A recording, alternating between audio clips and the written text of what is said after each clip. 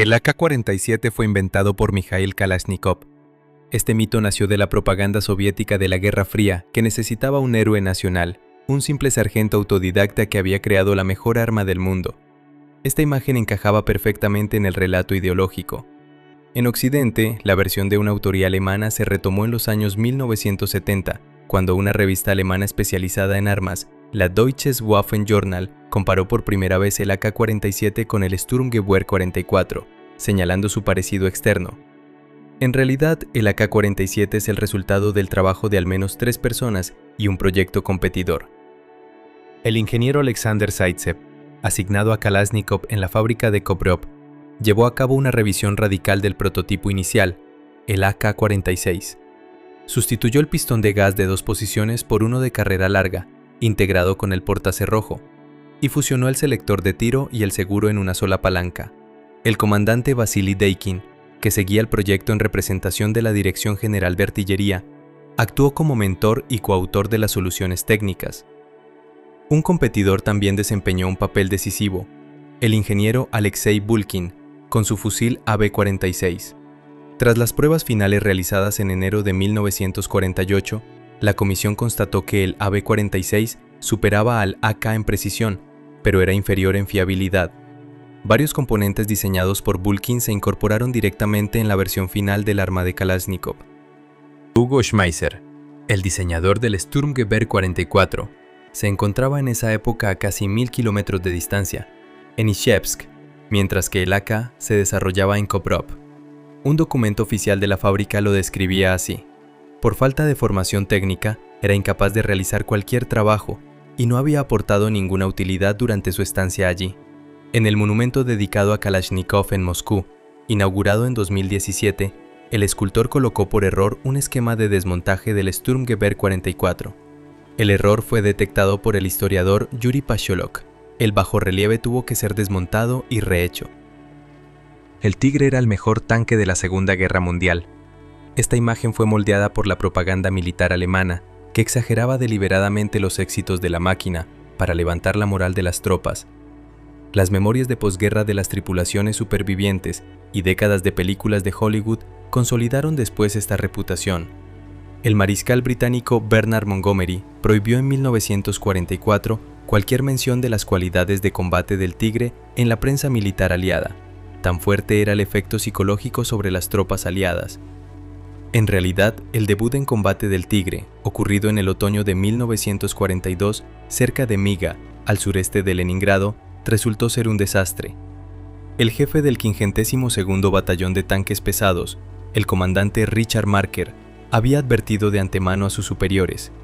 El terreno pantanoso y boscoso no era en absoluto apto para una máquina de 56 toneladas. La advertencia fue ignorada, ya que Hitler exigía personalmente la entrada inmediata del tanque en combate. Los 4 Tigres desplegados quedaron todos fuera de combate o atascados, sin haber recibido ni un solo impacto de proyectil perforante. La evacuación de cada vehículo requirió 3 tractores semiorugas pesados. Las piezas de repuesto tuvieron que trasladarse por avión desde Alemania. En una nueva salida, los 4 tanques volvieron a averiarse. Uno de ellos se incendió y su tripulación lo destruyó ella misma. Marker, a pesar de haber tenido razón, fue relevado de su mando. La fabricación de un solo Tigre requería 300.000 horas hombre, el doble que la Pantera. Su costo ascendía a 250.000 Reichsmarks, frente a 103.000 de un tanque medio de la serie 4.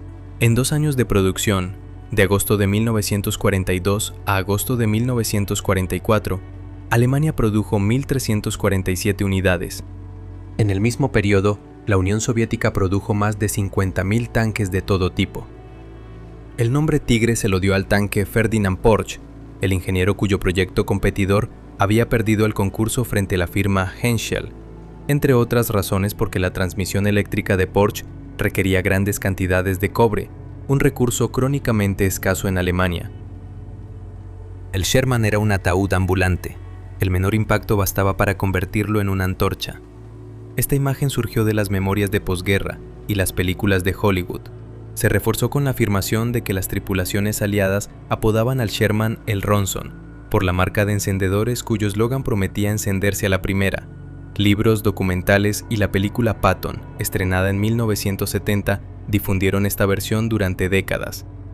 En realidad, ese apodo no aparece en ningún documento militar, diario o informe de la época de la guerra. Investigadores que han estudiado millones de páginas de archivo no han encontrado ningún indicio de su uso antes de finales de los años 1940.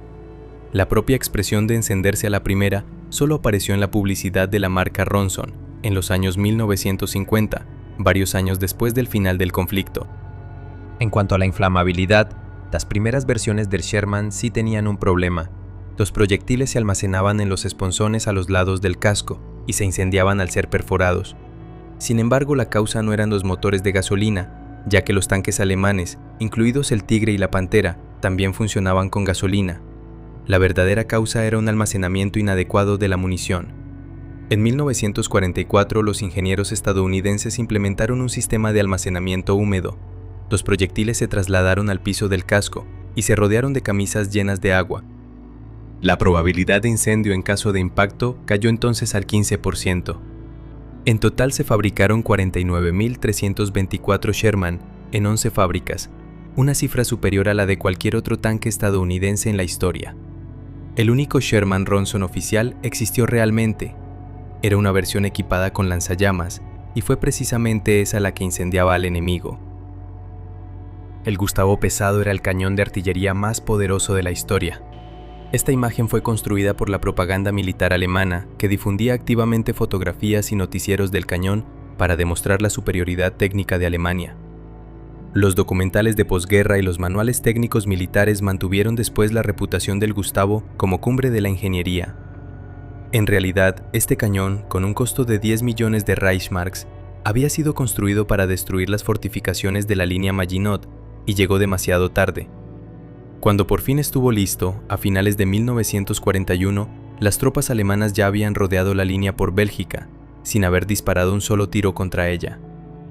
Durante toda la guerra, el Gustavo Pesado se usó según su función solo una vez, en junio de 1942, durante el sitio de Sebastopol. La preparación de la posición de tiro requirió 5 semanas de trabajo y 4.000 hombres. El montaje del cañón tomó 3 semanas, y movilizó a 1.420 hombres bajo el mando de un general de división. Su cadencia de tiro era de un disparo por hora. Durante todo el periodo del sitio de Sebastopol, el cañón disparó 47 veces. Su principal resultado confirmado fue la destrucción de un depósito subterráneo de municiones enterrado a 30 metros de profundidad. El cañón fue trasladado después cerca de Leningrado, pero la ofensiva se canceló. Fue trasladado cerca de Stalingrado, pero el cerco a las tropas soviéticas fracasó antes de que el Gustavo pudiera ser reensamblado. En 1945, los propios alemanes destruyeron el cañón para evitar que cayera en manos de las tropas soviéticas. El cañón fue nombrado en honor a Gustav Krupp, el jefe de la empresa que lo había fabricado. El propio Krupp regaló el primer ejemplar a Hitler en persona y solo cobró por el segundo. El avión furtivo F-117 no podía ser derribado. Este mito surgió tras la Guerra del Golfo de 1991, durante la cual el avión realizó más de 1.300 misiones de combate, sin sufrir una sola pérdida. El ejército estadounidense y los periodistas difundieron ampliamente la imagen de un avión absolutamente invulnerable. La palabra furtivo se convirtió entonces en un nombre común. En realidad, en la noche del 27 de marzo de 1999, durante la cuarta noche de la operación sobre Serbia, una batería de misiles tierra-aire al mando del coronel Zoltán Dani derribó un F-117 con el indicativo Vega 31. La batería había entrado en servicio en 1961, 20 años antes del primer vuelo del avión furtivo. Dani había estudiado metódicamente el calendario de despegues desde la base aérea italiana de Aviano, gracias a una red de inteligencia, y había notado que esa noche los aviones de guerra electrónica no habían despegado. El radar de la batería permaneció encendido apenas 17 segundos como máximo, para evitar ser destruido en represalia.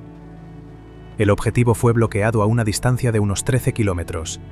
El piloto, el teniente coronel Darrell Selko, se eyectó y fue rescatado 6 horas después. Los restos del avión fueron estudiados por especialistas rusos y algunas piezas habrían sido adquiridas por representantes chinos, según declaraciones del almirante croata Davor Domazet Loso, recogidas en una entrevista con la BBC en 2011. Después de la guerra, Zoltán Dani volvió a una profesión civil. Se convirtió en panadero en su ciudad natal de Skorenovac. En 2011, Selko y Danny se conocieron en persona y se hicieron amigos. Danny le regaló al piloto un fragmento del misil que había derribado su avión. El M-16 era un fusil de asalto fiable del ejército estadounidense en Vietnam. Esta imagen fue impuesta por la publicidad de la empresa Colt, que suministraba el arma al ejército. Los materiales publicitarios y documentos oficiales de 1964 afirmaban que el fusil prácticamente no requería mantenimiento. El ejército lo adoptó sin pruebas de campo suficientes. En realidad, a partir de 1966, comenzaron a llegar desde Vietnam informes sobre fallos del arma en combate. El comandante del primer batallón del segundo regimiento de infantería de la primera división de infantería informó oficialmente, en octubre de 1966, que la confianza de los soldados en su arma estaba socavada. Había dos causas, ambas de origen administrativo. El ejército había sustituido la pólvora de combustión lenta, desarrollada conjuntamente con el ingeniero Eugene Stoner, por una pólvora de combustión rápida más barata, lo que aumentó la cadencia de tiro y alteró el ciclo de expulsión de los casquillos, provocando encasquillamientos. La segunda causa era que el cañón y la recámara no habían recibido un recubrimiento cromado, un estándar para las condiciones tropicales desde la Segunda Guerra Mundial en el Pacífico. En la humedad de la selva, el metal se corroía y los casquillos se pegaban a las paredes de la recámara. La tasa de fallos alcanzaba el 30% en algunas unidades. Parte de los soldados prefería recoger fusiles Kalashnikov capturados al enemigo. En febrero de 1967, el ejército puso en servicio una versión mejorada con cañón cromado, nueva pólvora y kits de limpieza. Los fallos se redujeron entonces drásticamente. En un principio el ejército no había entregado a los soldados ningún material de limpieza, al haber presentado oficialmente el fusil como autolimpiante. El Yamato era el buque de guerra más poderoso de la historia. Esta imagen fue construida por la propaganda militar japonesa, que mantuvo la construcción del barco en el más estricto secreto. Se levantaron altas vallas y redes de camuflaje alrededor del astillero. La inteligencia naval estadounidense no conoció el nombre del barco hasta finales de 1942 y nunca llegó a establecer sus características exactas antes del fin de la guerra. Los libros y películas japonesas de posguerra convirtieron al acorazado en símbolo del espíritu nacional. En realidad, el Yamato destruyó exactamente un buque de guerra estadounidense en toda la contienda, el portaaviones de escolta Gambier Bay, durante la batalla frente a la isla de Samar en octubre de 1944. Durante la mayor parte de su servicio, los dos acorazados de la clase Yamato permanecieron atracados en las bases de Brunei, Truk y Kure, ya que el mando temía perderlos. El 7 de abril de 1945, durante la operación Tengo, el Yamato fue enviado hacia Okinawa, con la orden de embarrancar en la costa y combatir hasta su destrucción. Los estadounidenses ya habían descifrado las comunicaciones por radio. 386 aviones despegados de 15 portaaviones atacaron el barco durante 2 horas. El Yamato recibió al menos 10 impactos de torpedo y 7 de bomba. A las 14 horas con 23 minutos, la explosión de los pañoles de munición generó una nube visible a 200 kilómetros de distancia. De los 2.700 miembros de la tripulación, murieron 2.498. Los estadounidenses perdieron en ese combate 10 aviones y 14 aviadores. El Harrier revolucionó la aviación gracias al despegue vertical. Esta imagen nació del revuelo mediático previo a la Guerra de las Malvinas de 1982, cuando periodistas y analistas militares discutían activamente sobre una maniobra particular, el beefing, que consistía en frenar en pleno vuelo orientando las toberas del motor. Se afirmaba que esta técnica volvería al Harrier invencible en combate aéreo. En realidad, ningún piloto de Harrier utilizó el beefing en combate durante toda la Guerra de las Malvinas. Los 20 aviones argentinos derribados lo fueron gracias a maniobras clásicas y misiles Sidewinder. Los especialistas en combate aéreo, incluidos los autores del manual de referencia de Robert Shaw, titulado Combate Aéreo, consideraban el beefing tácticamente inútil. Al frenar, el atacante ciertamente se adelanta, pero el propio Harrier se convierte por un instante en un blanco lento y vulnerable para su compañero de vuelo. En cuanto al despegue vertical, en realidad es imposible con carga de combate completa, ya que el peso de las armas y el combustible supera el empuje disponible de motor en vuelo estacionario. En condiciones reales de combate, el Harrier siempre utilizaba una carrera de despegue corta. El aterrizaje vertical solo se empleaba al regresar, una vez consumido el combustible y reducida la masa. Durante la guerra, el avión realizó más de 1.850 misiones de combate. Ninguno de los 6 Harrier de la Marina y los 4 del Ejército perdidos fue derribado en combate aéreo, sino únicamente por fuego desde tierra o en accidentes. En un principio, el Harrier no fue diseñado para ataques desde portaaviones, sino para operar desde claros de bosque y estacionamientos en caso de destrucción nuclear de los aeródromos europeos. El Huey era un caballo de batalla fiable de la guerra de Vietnam. Esta imagen fue creada por los reportajes televisivos y los noticieros que durante décadas mostraron a este helicóptero como símbolo del poderío estadounidense en Vietnam. Las películas y documentales de posguerra consolidaron después la imagen de una máquina que acudía al rescate en cualquier circunstancia y que casi nunca fallaba. En realidad, de los aproximadamente 7.000 Huey que sirvieron en Vietnam, se perdieron más de 3.300 aparatos. La tasa de pérdidas alcanzó casi el 50% de toda la flota. El ejército perdió a bordo de Huey a 1.151 pilotos y 1.231 miembros de tripulación no pilotos. El rendimiento de vuelo del aparato, en el clima cálido y húmedo de Vietnam, era constantemente inferior a los datos del fabricante. En condiciones de alta densidad del aire, la carga útil máxima era notablemente menor que la prevista en los cálculos. Los primeros modelos pasaban más tiempo en mantenimiento que en el aire, y el fabricante Bell Helicopter tenía que enviar constantemente a sus propios ingenieros a la zona de combate para corregir fallos. Precisamente estas debilidades llevaron, en 1967, a la creación del primer helicóptero de ataque especializado de la historia. Aún así, los Huey evacuaron a casi 2 millones de heridos durante toda la guerra. Antes de la guerra de Vietnam, el tiempo entre la herida y la hospitalización se medía en días, y el Huey lo redujo a 1 hora, haciendo caer la mortalidad entre los heridos del 2,5% durante la guerra de Corea a menos del 1%. El nombre oficial del helicóptero es Iroquois. El apodo Huey proviene de la designación militar inicial, HU-1. En 1962, el ejército cambió su nomenclatura y la designación se modificó, pero el apodo quedó para siempre. El MiG-21 era un caza soviético rudimentario, incapaz de rivalizar con los aviones occidentales. Este mito surgió después de la Guerra de los 6 días de 1967, cuando los pilotos israelíes destruyeron cientos de aviones árabes, entre ellos decenas de MiG-21. Los analistas militares occidentales interpretaron esto como prueba del atraso técnico del material soviético. En realidad, la diferencia no estaba en el avión, sino en el entrenamiento de los pilotos y la táctica empleada. En Vietnam, entre 1966 y 1968, los MiG-21 derribaron 46 aviones estadounidenses, perdiendo 20 de los suyos, un resultado que claramente no favorece la tesis de un avión rudimentario. En el primer semestre de 1966, la Fuerza Aérea estadounidense destruyó 47 aviones enemigos, perdiendo a la vez 47 propios, es decir, una proporción de 1 a 1. Fueron precisamente estos resultados decepcionantes frente al MiG-21 los que llevaron a los estadounidenses a crear, en marzo de 1969, la Escuela de Combate Aéreo Top Gun, oficialmente destinada a estudiar la táctica del caza soviético.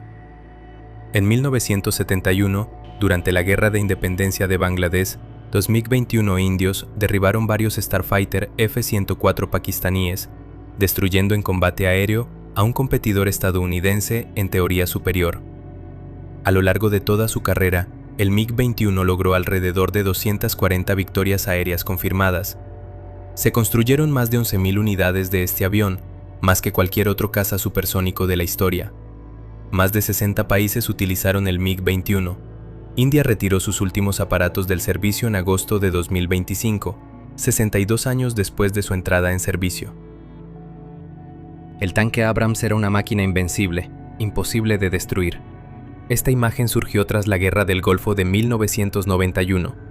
En 42 días de combates, el Abrams destruyó cientos de tanques iraquíes de diseño soviético, sin sufrir ninguna pérdida por fuego enemigo.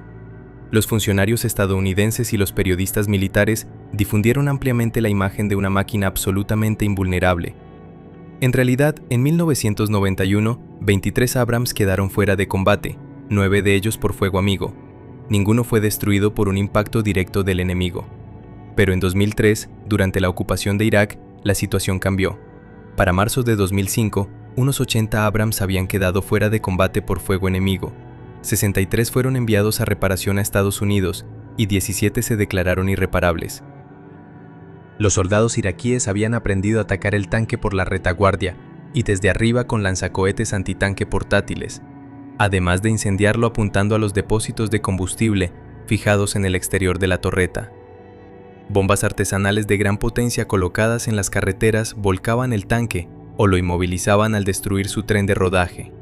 Fue precisamente esta experiencia de combate en Irak la que llevó al ejército a desarrollar un kit de supervivencia urbana para el tanque, que reforzó su protección en la retaguardia y los flancos.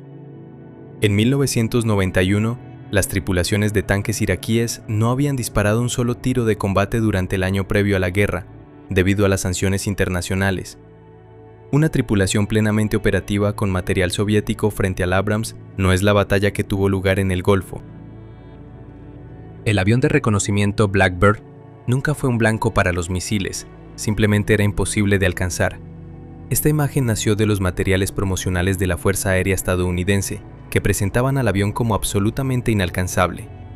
Pilotos y periodistas difundieron relatos de sobrevuelos impunes sobre territorio enemigo. En realidad se dispararon más de 4.000 misiles contra el Blackbird, una cifra citada por la revista de la Fuerza Aérea Airman, con base en fuentes aeronáuticas. El 26 de julio de 1968, sobre Vietnam del Norte, una batería de misiles tierra-aire vietnamita disparó por primera vez contra un Blackbird. El oficial de sistemas de reconocimiento, el comandante Jerry Crew, presente a bordo, observó el encendido sucesivo de 3 indicadores luminosos que señalaban búsqueda, bloqueo y disparo. El avión disponía de menos de 58 segundos, la duración del vuelo del misil enemigo. Después de la guerra se supo que se habían disparado 2 misiles. Ninguno alcanzó su objetivo. Solo sobre Vietnam del Norte se dispararon unos 800 misiles contra el Blackbird. El avión nunca fue alcanzado, gracias a una velocidad de más de 3.000 km por hora y una altitud de crucero de 26.000 metros, que simplemente impedían que los misiles lo alcanzaran. El caza sueco Viggen logró, en 1986, bloquear en varias ocasiones a un Blackbird en el espacio aéreo internacional sobre el mar Báltico. El avión de reconocimiento podría haber sido derribado, pero la parte sueca no abrió fuego. El Blackbird sigue siendo el único avión de la Fuerza Aérea estadounidense que no perdió a ningún miembro de su tripulación durante toda su vida operativa, ni en vuelo ni en tierra. Sin embargo, de los 32 ejemplares construidos, 12 se estrellaron, todos por causas técnicas.